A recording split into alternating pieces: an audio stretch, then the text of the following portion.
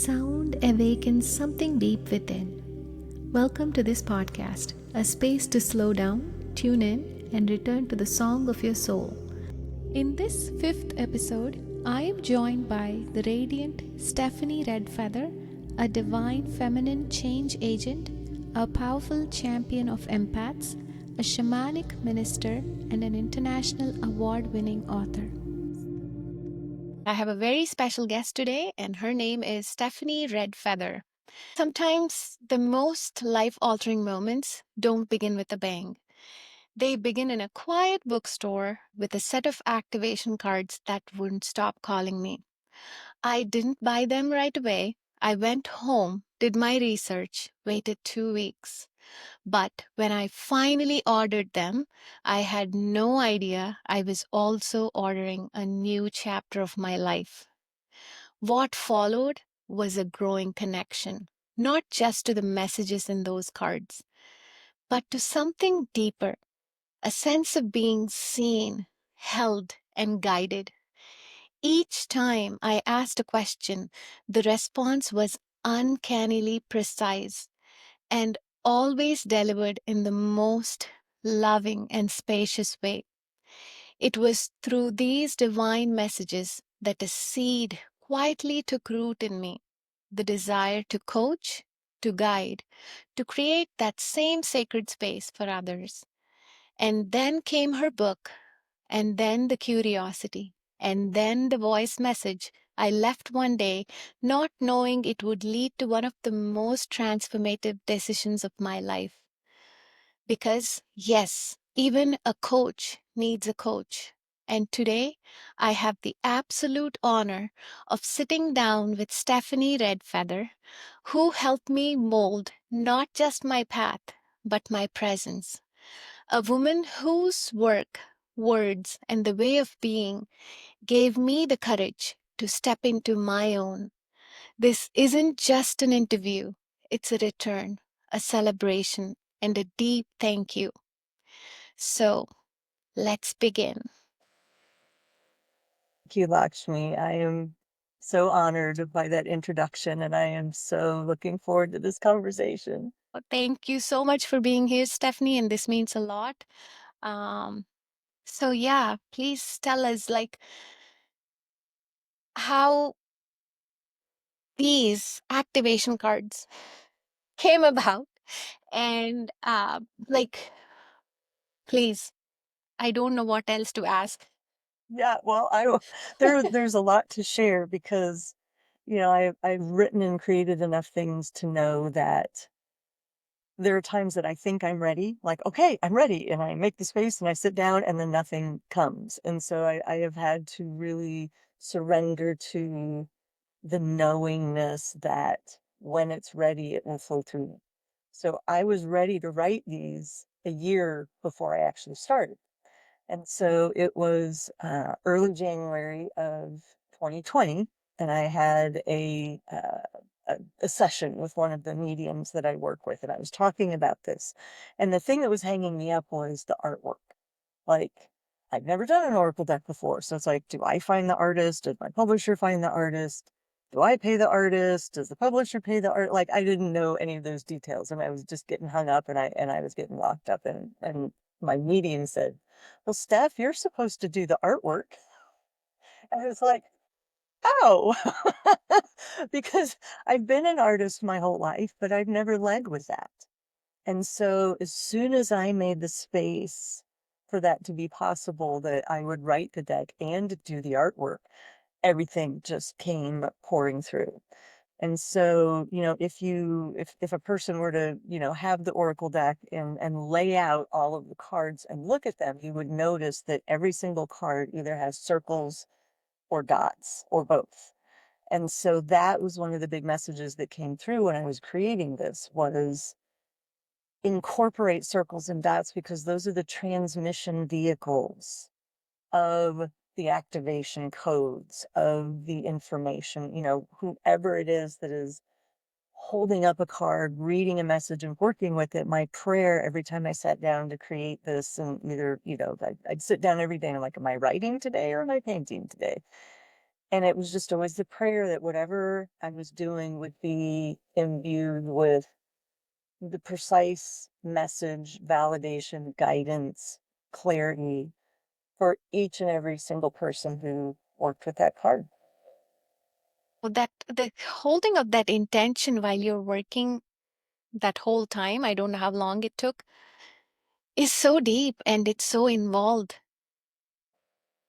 Yeah, I went into like a 3.5 month creation bubble, as I called it, where I produced this whole thing in the space of 3.5 months. And it was always that way. Like my book that you talked about, which actually came several years before the Oracle deck, it was the same way. Whenever I would sit down to write, it was always just connecting with my guides, centering myself, and just praying, let me be the messenger, let me be the pass through, right? The channel for whatever wants to come through. And so being in that space, that creative space, and so connected and flowing with that energy every day was just incredible.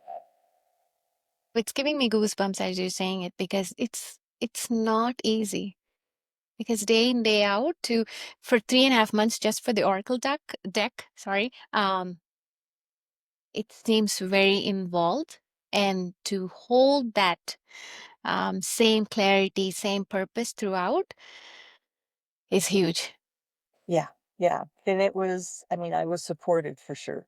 It was an amazing process. And I can tell you, if I can share a little bit about my process, if that would be interesting. Um, I had an idea of how many cards, because you go out there and pick an Oracle deck, and some are 44, and some are 52, and some are, way more than that. And so I had to come up with a number. And so I finally landed on 44. And I kept a list of subjects that interested me. Or if I was reading a book or watching a TV show or something on the Guy Network or whatever, and something would catch my attention and I'd write that down. So this was all inspiration that was feeding each one of these cards and these messages. And then I'd do a little research and I'd feel into it and be like, okay, well, these two or three things are kind of the same. So let's combine those. And, so I just worked through it that way. But I was painting separate from what I was writing. So when I painted, I didn't have a message or a card in mind. I was just, the writing process was over here and the painting process was over here.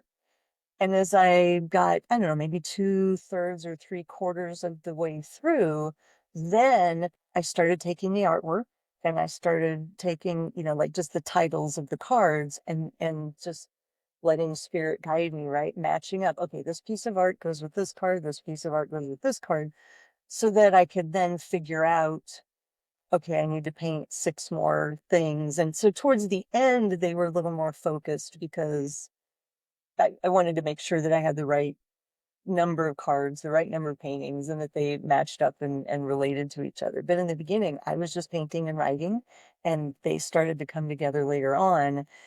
And then another cool thing that happened is the 44 cards started to organize themselves into 4 groups of 11 cards each. And this was not part of my conscious understanding when I was writing this, when I've got my little guidebook out so I can read the titles, because what happened is it kind of became like a self-guided initiation into the mysteries of higher consciousness. So, you can use this Oracle deck the way you would any other Oracle deck, pull a card for the day or do a spread, but you can also read it cover to cover like you would a book and take your time with each one, because as you move through the cards, they get deeper, broader, higher, all of those sorts of things. So they divided themselves into these 4 groups that I call initiatory paths. And so the first path is called Initiatory Path 1 is healing, holding, and practices for embodiment. And so that's more of the kind of 3D in the body, physical realm sort of stuff. And then Initiatory Path 2 is light body expansion and tools of mastery over your perception and experience. And so now we're coming outside of the body a little bit, coming into more dimensions, higher frequencies, bigger perspectives.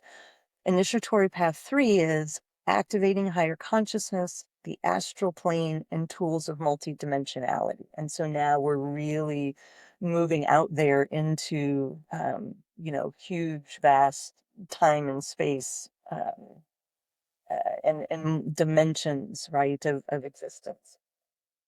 And then initiatory path 4 is kind of the biggest, highest, most expansive, and that is your cosmic mission, star relatives, and your power as co-creator with divinity. And so that was so cool when that happened, because again, I didn't plan that. I didn't know I was going to do that. It just showed up and I followed the guidance. That's beautiful. Like, so you were doing the writing and the artwork simultaneously, or did you finish up writing and the artwork happened afterwards? I know you I was matched doing them. Yeah, I was doing them both at the same time, right? So each morning I would get up and I'm like, do I feel like I'm supposed to write today or do I feel like I'm supposed to paint today? And so I would do whatever, and sometimes both. I mean, if I had to tell you how long it took to paint each piece of artwork, I'd say the average is about 3 hours. I think the longest ones took about 5 hours. So sometimes I'd be able to do two in a day. But I wasn't consciously going, okay, I just wrote a card about this. What do I want to paint? Or I just painted this thing. What do I think that relates to that I should write about? I was just writing and painting and writing and painting. And then it was later when I started sort of matching them up and seeing which ones wanted to pair up together. Amazing. So it's a very intense process. So tell, It's, I would love to do more. yeah, what's stopping you? um, yeah, that's how many hours have you got? No, I have always had more ideas than I can execute. So part of it is just prioritizing, right? And, being in relationship and living life and planting a garden and working with clients and, all of the practical things.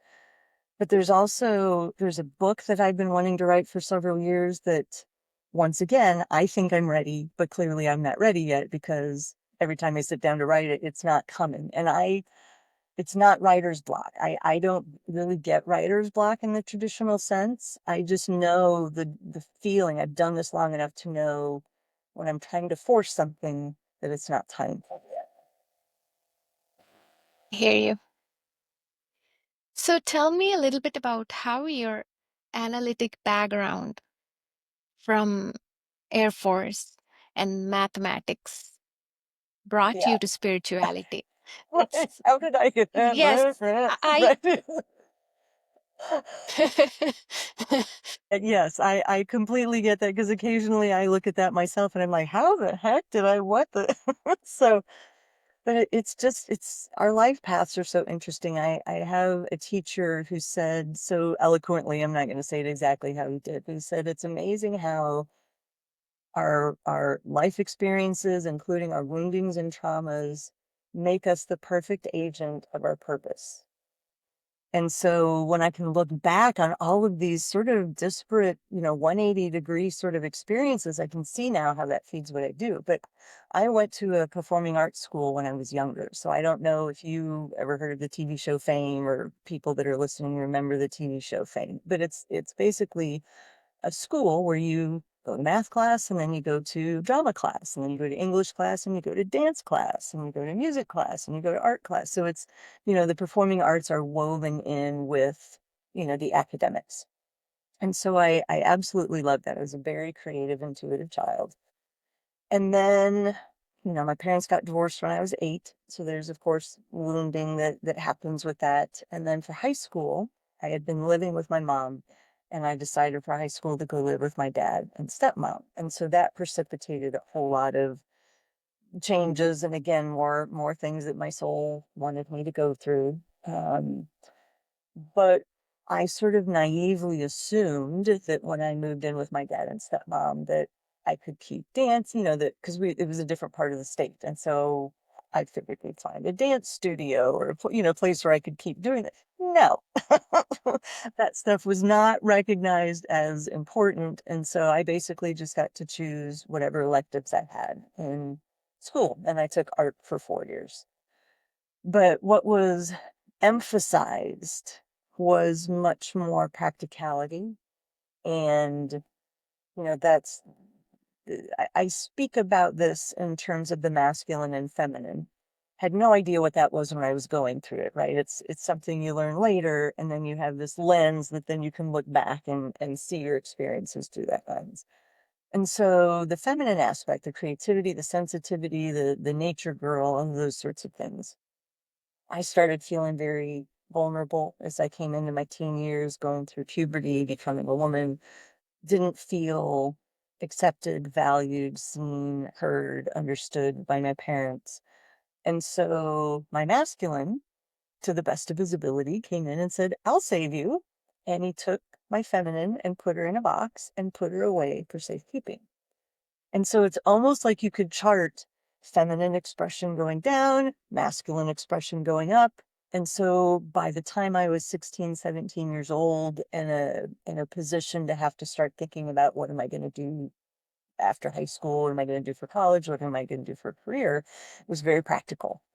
All of the sort of things I was passionate about didn't have a seat at the table anymore. And so I remember actually thinking, um, and I have been undoing this, this statement for decades, where I remember saying to myself, almost as a proclamation, that I cannot count on, having a husband who's going to make enough money to take care of me, or winning the lottery, or getting an inheritance. It's like I have to make my decisions. Like I'm going to be the only person that I can count on, the only person to take care of myself. And so, like, I better make some good career choices. And so I went to, I tried out for the Air Force Academy and didn't make it. And my backup plan was Air Force ROTC. And so I got a 4-year scholarship, went to University of Missouri at Rolla, which that's what it was called then. Now it's called Missouri Science and Technical University. Um, but how I chose was really arbitrary. Like, it wasn't, I really admire people that, ever since I was 5, I knew I wanted to do this. I was not that way. I mean, there was a spell where it's like, oh, I want to be a chiropractor, I want to be a veterinarian, but I didn't know what those things were. And so I just sort of thought about all of the classes I had in high school, and some of my English classes I liked and some I didn't, and some of my math classes or some of my science classes I liked and some I didn't. But I always liked my math classes. I'll do math. And so I got a scholarship, for that specific degree, and went to college. And the Air Force piece came in because my dad worked at Southern Illinois University at Carbondale. And if you go to a lot of different military bases, they will have agreements with local colleges and universities so that military members can get continuing education or degrees, associate degrees, bachelor's degrees. And so Dad's program was offered at different military bases. And so that's how I kind of got, connected to and turned on to the military. And so, like, I'll go be an Air Force officer. That's a good, practical, stable thing to do. And I was an Air Force officer for 10 years. And when it was time for me to leave, it wasn't like I didn't intend to stay in until I retired. It was just a matter of I'm going to stay in as long as it makes sense. And I'll know when it's time to leave. And so it wasn't like a little calling that said, okay, I know what I want to do next. It's time to get out. It was more like this quiet little voice that said, it's time to get out.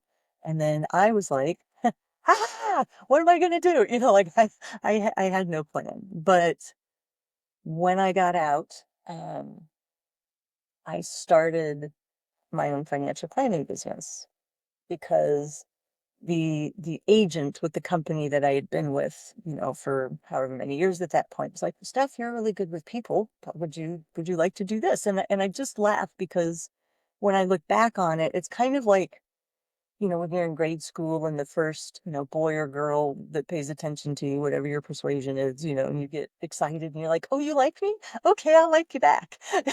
You want to be friends with me? Okay, I'll be friends with you. And so it was kind of like, oh, you think I'll be good at this? Okay, I'll do this.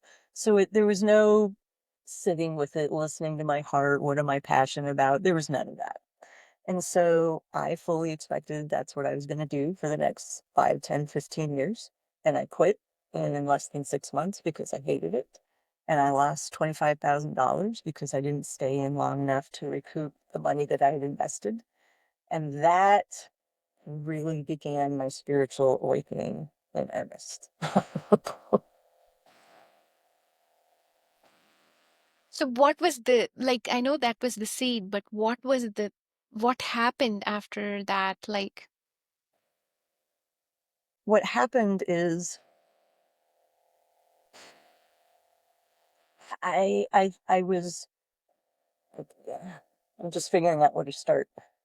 When I decided to go into the Air Force, I didn't have to think anymore, right? I didn't have to think about what am I passionate about, what's meaningful to me, what do I want to do, especially the first 10 years or so of a junior officer's career. You pretty much have to burn the general's house down to not advance, right? To not get a promotion. And so I didn't have to, there was never anything that's like, oh, am I going to get a promotion? Am I going to stay in? There was never any of that worry about keeping my job. And so once I made that decision, I didn't have to think about it for 15 years, through college and then active duty. And so when I separated and then I had my business and then stopped it, it was like, what happened? What do I do now? Why, there was a lot of beating myself up. It was just this really intense and a dark night of the soul experience of who am I and why didn't this work? And what does that mean? And what do I even like? And what do I do now? And so there was about a 5-year period that I have described as living 100 years in the space of 5, because it was just so intense, so much inner work. It wasn't, it was my first time, right? So I had no context. I had no understanding of what was happening to me. And I certainly didn't have like a podcast like this, right? The tools, the videos, the books, the podcasts, the online content, all of those things that are so available now were not available 20, 25 years ago. And so it was a very challenging experience to try to find a mentor or a teacher that could help me understand what's happening, because part of what I was awakening to was myself as an empath. And so, I've been an empath my whole life, but for the first 30 years I didn't know it. And so that's, I think that's a common experience for a lot of people. And so I call that period of time the spiritual crucible, because I was just, getting cooked down and transformed into another substance. And when I got out on the other side, I was in a completely different place, right? Everything that could be different was different. I'd gotten divorced, lived in a different city, different house, different car, different job, different everything. But I had also left that experience with a lot of wisdom and, very hard fought wisdom and experience. And I felt this strong pull in my heart that if I could help somebody else through their time in the crucible and make it shorter, less painful, if I could give them tools to understand what's happening, or languaging, if I could explain to them, here's what's happening at a subtle energetic level. Here's what you're awakening to, these symptoms, these things that make you feel like you're crazy or nobody understands you. Here's what's really happening. So that is when my business was born in 2007. And so I am in my 19th year. It has evolved, it has not stayed the same. And I've done a lot of different things, but for 18 plus years, I've been supporting people in their awakening and transformation. yeah, definitely I can see that how you do it so efficiently and magically. So, How, during those 5 years of your spiritual crucible, like how you described it, how long did it take for you to find a mentor?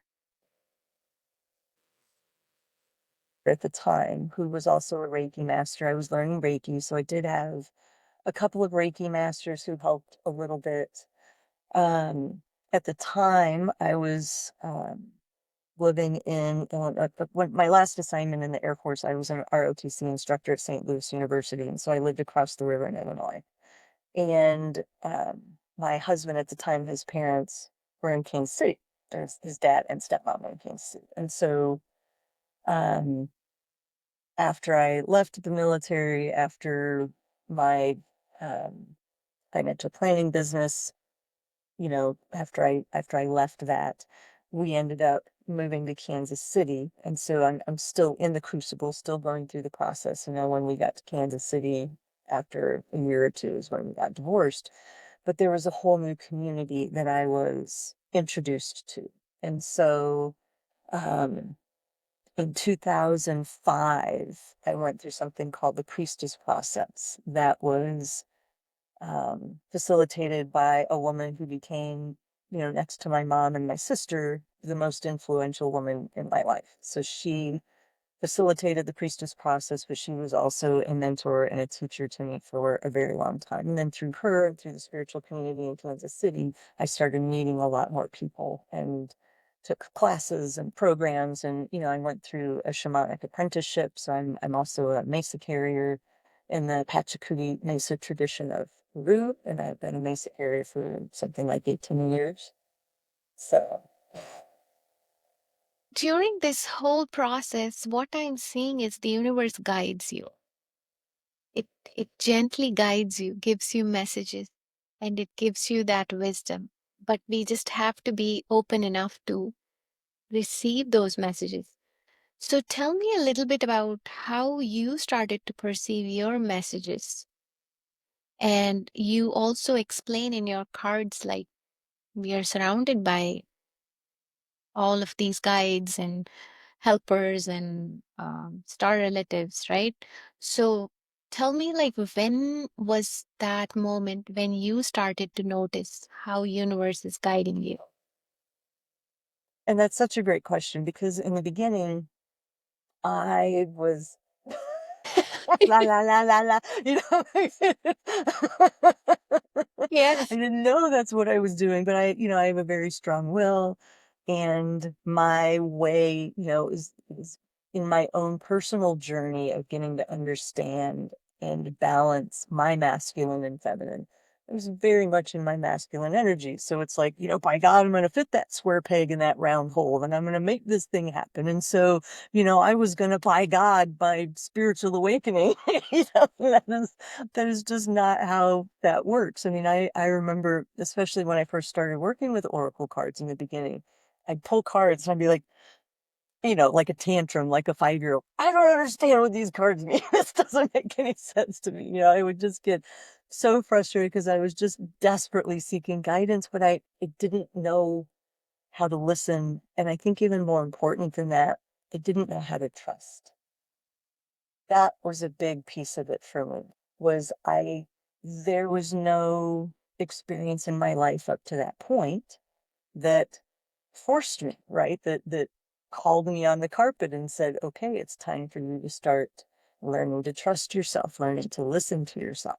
And so I can share a funny story that in the house that I lived in Belleville on the Illinois side of St. Louis, I came home one night from a spiritual gathering and I was just so triggered and aggravated and frustrated.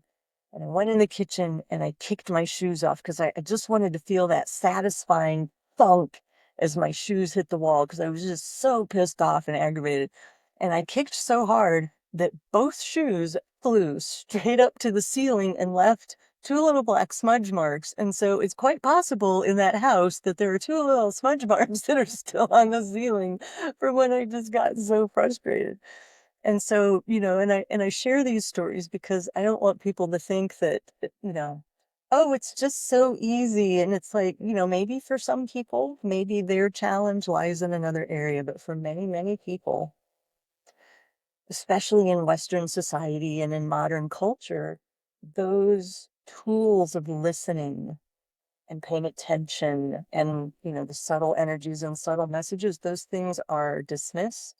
They're not valued. They're taught out of us, right? We're trained not to pay attention to those. Like the mind, the brain, the intellect is the end all be all, which is very much the left brain, the masculine energies. And so anything that is the feminine energies, the intuition, the creativity, the non-linear functions, all of those things that allow us to connect to the subtle realms around us and be perceptive and be receptive, those are often just left to atrophy. And so it was a process for me of building those muscles over time and just stumbling around and bumping into walls and figuring it out. And, my mentor that I talked about that I met in Kansas City, she talked about surrendering. Boy, was that a trigger word for me the first time I heard it, because especially in sort of the military training, and, I carry a lot of strong masculine energy anyway. I had to really work with that part of myself to recognize that surrender doesn't mean you're lying on the ground and somebody has a sword to your throat, right? It's not death. I mean, it is symbolic death. It's a letting go, but it's not that you've lost or you've failed or you've done something wrong. It is a deferring to, a trusting, if you will, to that higher self, the higher power, the bigger universe that has everything in hand, even if you don't. And even if you don't think that you do, right? So it's a surrendering to the process. It's allowing it to unfold instead of fighting it, because boy was I good at fighting it. Yeah, it's more, is flow a good word for that? Yes, Okay. absolutely. Yeah, surrender piece is huge. Like it kind of came easy for me with the background, like into chanting and being able to listen and stuff. But the masculine piece is where I struggled, like to speak up or to ask. Because I kind of expected things to kind of fall into place, but that's not how it goes all the time. I had to have my voice, I had to speak up. So, yeah. And learning the surrender piece, I know can be very huge because it's a lot of work. Yes. Yes. But the flow state, I mean, it is a practice, or at least it is for me. And I have to remember and just keep an eye on that part of myself that can still easily default back into being very task oriented and focused on productivity. And, that one of my first epiphanies very early on in my spiritual awakening is that my self-worth was tied to my productivity. And I'm still divorcing those two pieces, right? Still untangling them. There's still layers that I'm working with even now, how it shows up. And you're just like, ah, there you are again. Okay. Here's the next level that we're going to work with. So, yeah, yeah, Yeah, I was having a conversation with my mom, and we were talking about how you would think that everything seems perfect when you look at people, but no, it's a lot of work. It's a lot of inner work that makes them look that way or feel that way. And that inner work is not easy. It's no. very messy and it's very frustrating, and it feels like you're very claustrophobic most of the time. Hmm. There's no way Yeah, out. yeah, yeah. Because if you're doing your inner work, at some point you're going to meet what you're most afraid of. You're going to do that shadow work. You're going to go inside and have to come face to face with the parts of yourself that you have um, cleaved off, right? That you've ostracized, or that you've shunned through, whatever programming, indoctrination. We all have parts of ourselves that we've disowned. And so a lot of that deep healing work is learning to hold the space for ourselves again and to bring those pieces back and to accept and love ourselves back into wholeness. It's beautifully said, Stephanie, because you would think that when these negative layers show up, you would want to peel them off, but they're still part of you. You kind of want to be aware and at the same time rise above them. Is that correct? Yeah, yeah, and it depends on what's called for in the moment. And so it's, I am not a fan of denial techniques. There's a lot of different ways that people talk about, for example, working with the ego. Oh, the ego is bad and the ego is selfish and the ego is this. And it's like the ego is just the ego. It is doing what it was designed to do. It's not bad.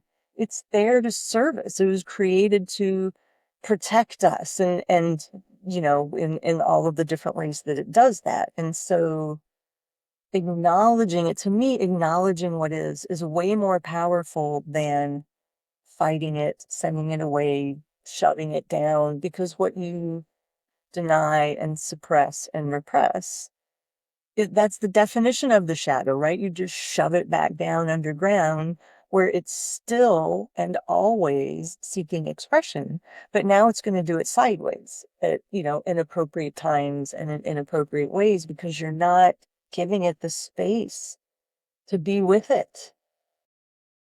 So, is feeling your feelings the right word to use in that context? Yeah, absolutely. And then, these things sort of happen in stages because feeling your feelings and acknowledging them, being aware of them is good and healthy and important. And then what happens next can either move you in a positive direction or an unhealthy direction, right? If you stay stuck in those emotions, if you don't, maybe it's a matter of just not knowing how or not having the tools, but we can stay mired in maybe the guilt or the anger or the, resentment or whatever it is, and so there's a healthy transit through those emotions to the other side. And so what we do during that transit is what's important, how we handle it, how we work with them. Sometimes they need to they need to be acknowledged as they come up and held. And then sometimes it is almost like an addiction, right? Where we are so used to feeling a certain way. And then we look in the moment, we're like, okay, how is this serving me? What is this about? This is just coming up because it's habit. This is just coming up because I'm used to it and I don't know how else to respond. So some of those distinctions can be very subtle, and that, this could be a whole long conversation, a whole separate long conversation about, all of those nuances. Sure. But definitely, like what you're saying is like awareness piece is huge. And how do we cultivate that like to a deeper level? It is a matter of, I think, practice and patience as I've always said that awareness is like 80% of the problem, right? We can't make a new choice. We can't heal or transform what we're not aware of, what we don't acknowledge, what we don't know. So once that awareness comes up, however, we come to that awareness, that is to be celebrated because it's like, now I know, now I have the power again. Now I am empowered in that moment that I recognize, have the awareness of this pattern, or, oh, look, here's how I'm reacting the same way again to the same thing, but now I see it and I have the opportunity to make a new choice and to be, to show up differently, in those circumstances.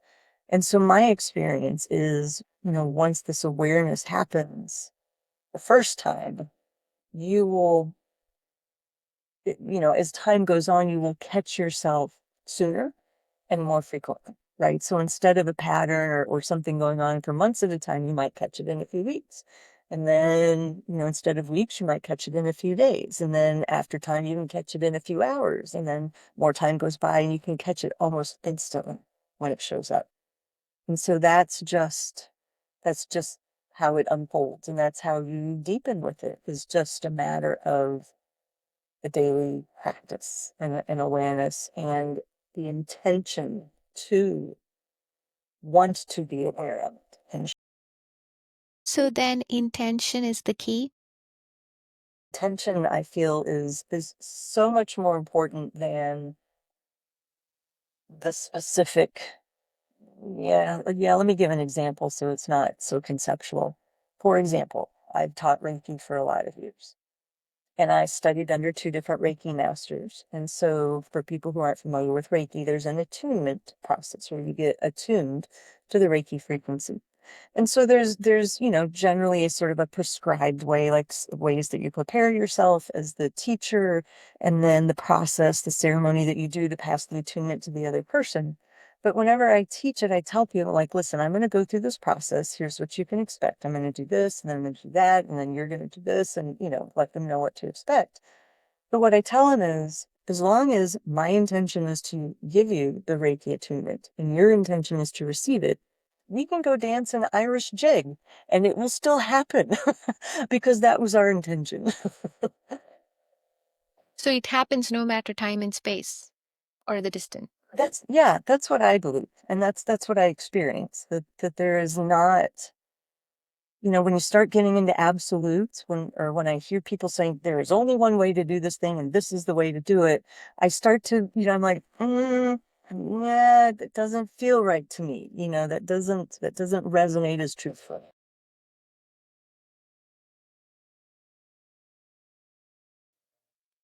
You've shared before that balancing your masculine energy helped you become a better listener. What guidance would you offer to someone who's just beginning that journey? Who may be learning that to listen so they can be open to these messages that are or synchronicities that are happening around them all the time, but they may feel stuck at that moment or in that time. But with these messages, how can they pick up these things and move forward? Right. I think the most important thing is you just have to make space. For so many of us, our lives are busy. We're moving from one thing to the next, whether it's work, kids, stuff at home, family members you're taking care of. It is, challenging to deliberately, consistently make space to just be quiet and listen. And the listening doesn't even, like, I don't want to place an expectation that, okay, I'm going to sit here for 5 minutes, I'm going to read, and then Spirit is going to give me all these messages. Sometimes you will, and sometimes you won't. I'll kind of tell you a funny thing. When I was teaching a lot of continuing education classes in a massage school, I would talk about how, a lot of times we're drawn to a class we want to take. And there's the reason we think we're there. And then there's the reason we're actually there. Because a lot of times we'll get a message, an awareness, an understanding, a teaching, a healing that we weren't expecting, that maybe doesn't have anything to do with the subject matter. But that phenomenon happens because we have come into this classroom environment, if you will, this space where we are open, where we are receptive to whatever the teachings are. But it's not just stovepipes, right? It's like we open up, and then in that opening, it's almost like Spirit is up there with a bunch of paratroopers going, okay, send inspiration now, now, now, and you just see them dropping out of the plane, right? So it's like she's open, drop, drop, drop. But in cultivating that practice, right, whether it is breathing, it doesn't even have to be an assigned, like sing this chant or speak this mantra or whatever. It's to just be still, to open up, and nature, like hand in hand. If you have any way to get out in nature, or even if you live in an apartment, go sit out on your patio or go sit next to a tree that's out in the common area, because nature is always, the natural world is sentient and it is always communicating. And so just cultivating a practice of stopping, getting quiet, breathing, letting our nervous system ratchet down, creating that sense of calm, connecting to nature. It is amazing what just doing those things will do for you to create that space of listening within which you can then start to hear and receive the messages and the signs and synchronicities. And that's not the only way that they show up, but this is a great way to cultivate that. What is your favorite activity to do in nature?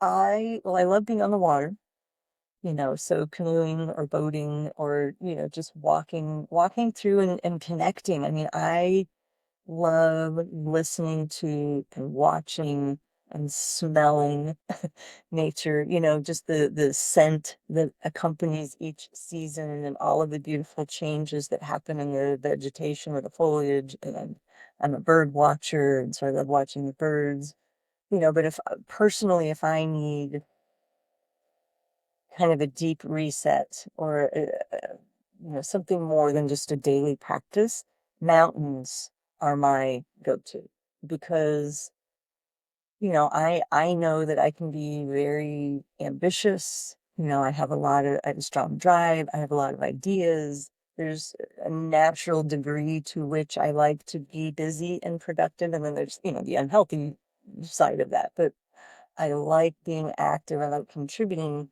And something that mountains do for me is they're so massive and so grounding that I just stand in the presence of a mountain and just go, okay, you win.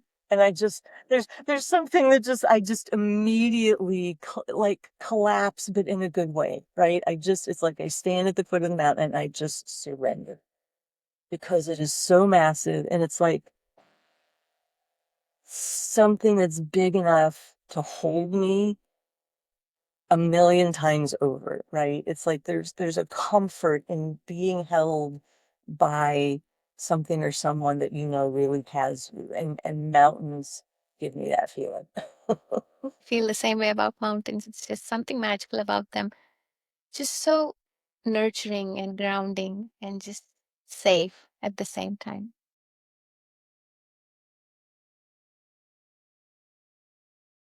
That brings us to the end of this episode. You will find links to Stephanie's website and her beautiful activation cards in the description.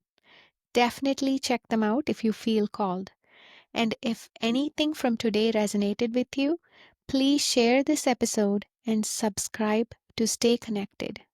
Stephanie, thank you so much for being part of this amazing conversation. I am already looking forward to many more to come.